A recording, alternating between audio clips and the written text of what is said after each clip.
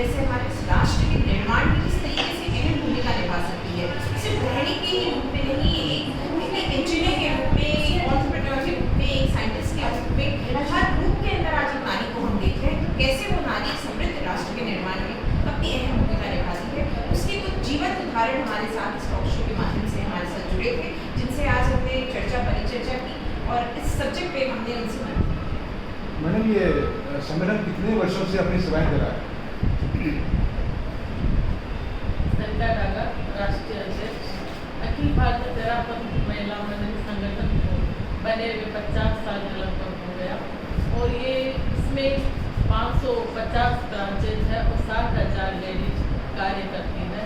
और ये संगठन भारत प्लस नेपाल में भी हमारी कुछ ब्रांचेज हैं और हम लोग 4 प्रोजेक्ट पर मेन कार्य करते हैं।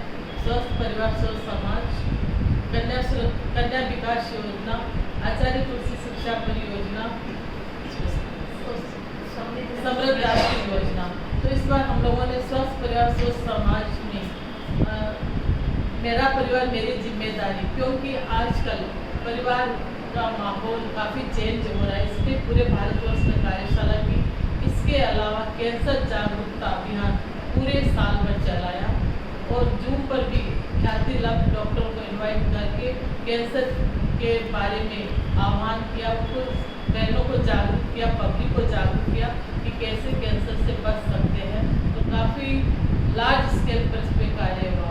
और समृद्ध राष्ट्रीय योजना में हम लोग पर्यावरण को कैसे सुरक्षित रख सकते हैं, इस उद्देश्य से crushing machine, bottle crush machine पूरे भारतवर्ष में 20 लगा चुके हैं, ताकि हमारी जो धरती है उसको, पर्यावरण को हम स्वच्छ रख सकें और जो प्लास्टिक चारों तरफ फैलता है उसमें भी रुकावट कर सकते हैं। इस उद्देश्य से क्रश मशीन लगाई गई, क्योंकि प्लास्टिक ही कैंसर का भी एक कारण है। और कन्या विकास योजना गर्ल्स के लिए हम लोग अलग अलग प्रोजेक्ट पे कार्यशाला करते हैं कि आप पढ़ाई करो, पढ़ाई के साथ साथ आप सारी एक्टिविटी सीखो, क्योंकि आगे आप फ्यूचर बनने वाले हो, भारत का निर्माण करने वाले हो। इस उद्देश्य से इसमें भी काफ़ी प्रोजेक्ट किए जाते हैं। जी मैडम, इस संगठन में कितने देश में कितनी शाखाएं हैं और इसके सदस्याएं हैं या मेंबर्स कितने होते हैं, क्योंकि कितने हैं वो बताएंगे?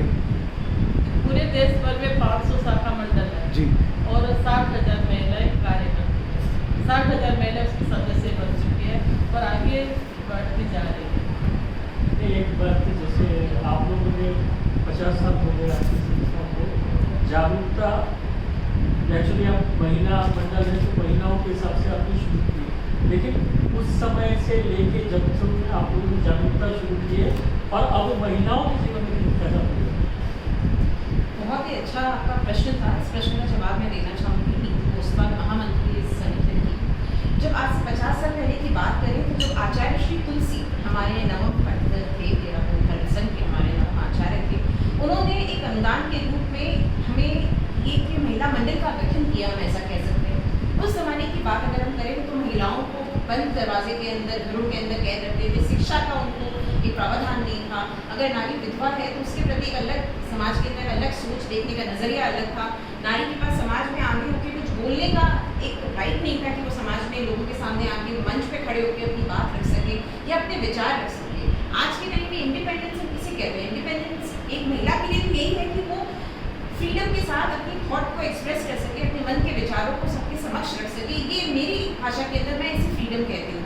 तो ये जो इंडिपेंडेंट की बात है, फ्रीडम की बात है, ये स्वतंत्रता की बात है, ये हमारे आचार्य तुलसी की देन है, जिससे प्रवर्धमान किया हमारे उनके बाद जो पंडित रहे आचार्य श्री महाप्रज्ञ जी, और अभी वर्तमान में आचार्य श्री महाश्रवण जी की मिश्रा में हमारी संगठन इतनी तेजी से, इतनी द्रुत गति से आगे बढ़ रही है। आज के टाइम में अगर हमारे संगठन की हम बात करें तो हमारे साथ देश भर से, नेपाल से इंजीनियर्स हैं, डॉक्टर्स हैं, स्पीकर्स हैं, ट्रेनर्स हैं, लाइफ कोचेस हैं, आप नेम कर दीजिए। हर फील्ड से हमारे साथ हमारी बहनें जुड़ी हैं। तो बहनों का लगाव हमारी संस्था की ओर, जुड़ाव हमारी संस्था की ओर, ये स्वतः ही दर्शाता है और दिखाता है कि किस तरीके से हमारी संस्था ने भले ही धीरे धीरे समय में टाइम लिया, 50 वर्षों का समय लगा, पर हमारी गति से हम सेटिस्फाइड हैं। और जिस तरह की बहनें हमारे साथ जुड़ रही हैं, हमें इस मन में संतोष है अच्छी बहनें हमारे साथ जुड़ रही है और हमारी संस्था को आगे ले जाने में कोई अहम भूमिका अदा कर रही है। जी, प्रवर्धन कार्यशाला का मेन उद्देश्य क्या है?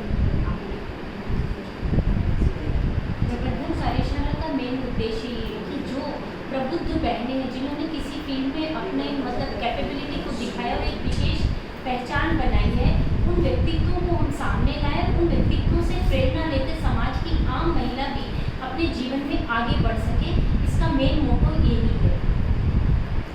शिक्षा संस्कार की बात करते हैं आप, लेकिन फिर भी आप देख लीजिए एक 15-20 सालों में तलाक के केसेस बहुत ज़्यादा बढ़ गए, तो उसके मतलब वहाँ पर आप किसको दोगी, सास को देंगी या बहू को दोगी? कौन है जो घर बिगाड़ने का काम? इस प्रश्न पे हम दोनों ही अपने थोड़ी सी संक्षिप्त में बात रखेंगे। एक तो हमारी सशक्त योजना है स्वस्थ परिवार स्वस्थ समाज का योजना। इस योजना के अंतर्गत जो आपने मुद्दा उठाया तलाक का, इस बारे में हम बहुत सघनता से हमारा मंडल कार्यरत है। कई सारे सेमिनार सेशंस हम बतौर ऑर्गेनाइजेशन एक NGO के नाते हम सिर्फ लोगों में जागरूकता लाने का कार्य कर सकते हैं। हमारे संगठन के माध्यम से हम लोगों तक बात पहुंचा सकते हैं कि किस तरीके से हमारे यहाँ संस्कारों का पतन हो रहा है, समाज में किस तरीके से पतन हो रहा है, घरों में लुप्तन हो रहे हैं, परिवार टूट रहे हैं। ये सब बातें हम उन तक पहुँचा सकते हैं, उन्हें एक स्पष्ट एक चित्र दिखा सकते हैं आज का जो परिदृश्य है भारत का उसके बारे में, और उन्हें राइट और रॉन्ग बता सकते हैं कि अगर इसी तेज़ी से इसी राह पे चलते गए तो किस तरीके से किस तरफ हम बढ़ रहे हैं। बतौर एक ऑर्गेनाइजेशन हम ये भी प्रयास कर रहे हैं कि कैसे परिवारों में वापस सामंजस्य आए, पति पत्नी के रिश्तों के अंदर वापस एक हार्मनी बन सके। ये हमारा एक प्रयास रहता है और इसके लिए हम सतत जागरूक हैं। इस पर और एक बात अपनी ऐड करने के लिए देना चाहिए। आपने भी एक बात रखी कि भी सास जिम्मेदार है या बहू। अभी पहले के जिस समय का बात आप कह रहे कि पहले तलाक नहीं होते थे, एक रीज़न था, औरत मजबूर थी, वो फाइनेंशियली डिपेंडेंट नहीं थी। आज की औरत फाइनेंशियली डिपेंडेंट है। सास भी चाहती है कि मैं भी मतलब वो भी अपना चाहे नहीं कुछ भी प्रोफेशनली एक्सपर्ट नहीं है तो भी वो चाहती है कि फैमिली लेवल पे अपना छोटा मोटा काम भी वो कर रही है। कोई भी महिला घर में फ्री बैठ के रहना नहीं चाहती। आज एक ये मेंटेलिटी डेवलप हो गई है और टेक्नोलॉजी और पढ़ाई इतनी शिक्षा की है उन्होंने, तो ज़रूरत है कि उस शिक्षा का सही उपयोग हो। पर बस फ़र्क ये आया है कि ये अगर हम सास और बहू का यहाँ झगड़ा नहीं है, झगड़ा सिर्फ है अपने अस्तित्व की पहचान का है, और जहाँ उन्हें अस्तित्व की पहचान में जहाँ रुकावट आती है वहाँ पर वो तलाक की डिमांड। यहाँ झगड़ा सास बहू वाला मुद्दा तो आप लाइए ही मत कि बल्कि आज का ज़माना वो आ गया है कि सास से अपनी बहुओं को या बेटियों को इतने अच्छे से सपोर्ट कर रही है। आज की बहू अगर भी काम करना चाहती है, जॉब पे जाना चाहती है, सास खुशी खुशी काम करने के लिए उन्हें भेज रही है, बल्कि उनके ऊपर प्राउड फील कर रही है। वो ज़माने मतलब उस युग की अब हम शुरुआत कर रहे हैं और हमारे मोटिवेशनल वर्कशॉप से यही हुआ है।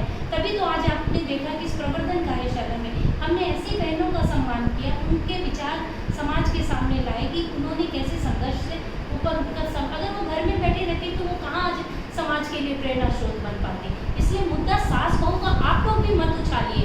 हम तो ये कहें कि महिला की दुश्मन नहीं सपोर्टर है आज के युग में, और महिला ये चीज़ अच्छी तरह समझ गई है कि मैं अपनी बहन का सम्मान या अपनी जाति का सम्मान नहीं करूँगी तो ये समाज मुझे सम्मान और मुझे सुरक्षा नहीं दे सकता।